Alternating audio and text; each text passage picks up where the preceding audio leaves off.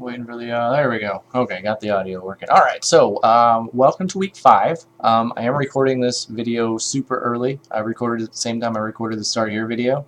That's why I got the same shirt on. And that's why my calendar still says January 12th.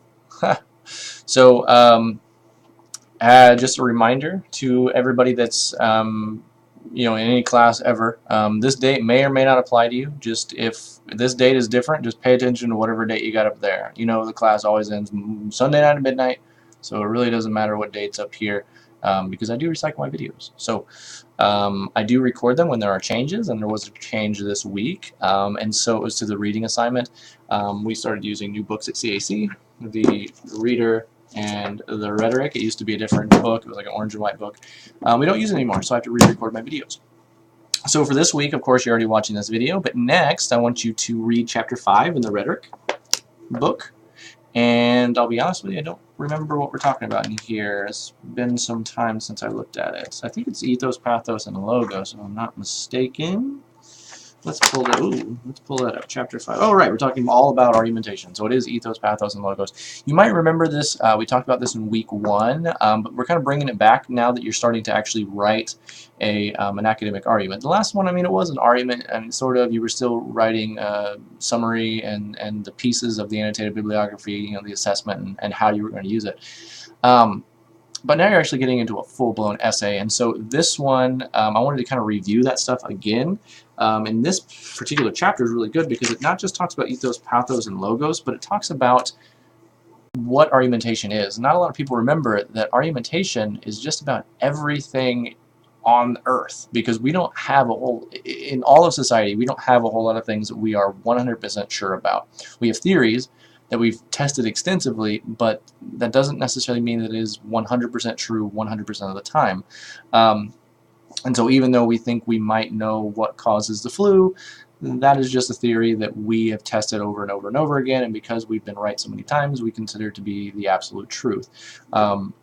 So with that being said, the point that I'm making here is that everything can be argued. Just like if I was to say Alzheimer's is caused by staring at a computer screen too long, that doesn't make any sense at all. But if I was to say that, and if I was to test it and show that it was true, people would still be able to argue with me. That's all of science. If you look on Facebook, I mean, one good example was all the research out there with climate change. There's still people out there that deny it, and really I have no idea what I'm talking about. I don't know much about climate change, but I know there's a lot of data out there, and I know that there's still not a unanimous decision as to what's going on or whether it even exists. So that's my point, is that everything is an argument, and that's why this chapter is so important.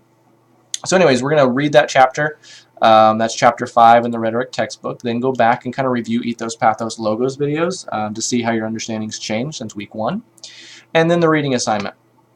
So for this one, let's see. Now that after you've completed your research question and hypothesis, it's time to start thinking about how you're going to prove that hypothesis to be correct. Or, you know, not necessarily proving it correct, but just finding evidence to prove it correct or incorrect, and thereby, you know, expanding everyone's understanding on the topic.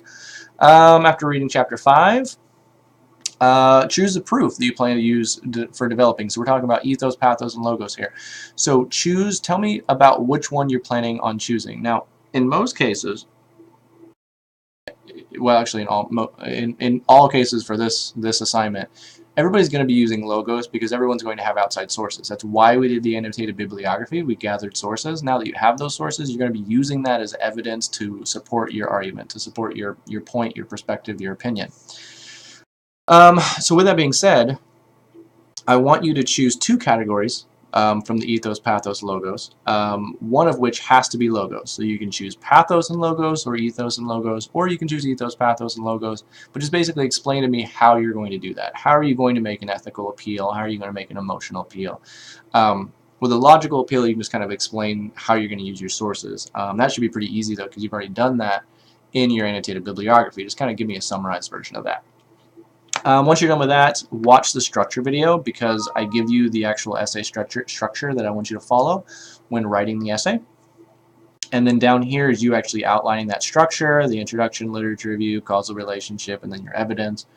And then, of course, your works cited page. Now, you probably already have this from your annotated bibliography, but if anything's changed or if you've added, taken away, or just, maybe you need more sources in general, just make sure you give me the updated copy here. Now, there is a difference between the annotated bibliography and the works cited. The works cited is just the citations, where the annotated bibliography includes summary and explanation and assessment and reflection, things like that. I don't want that here. All I want is the works cited. All I want is the citations that you're going to include in your essay.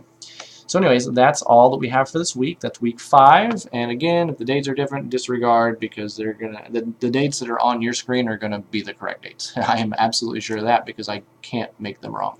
So anyways, have a good week and let me know if you have any questions. I will see you in week 6.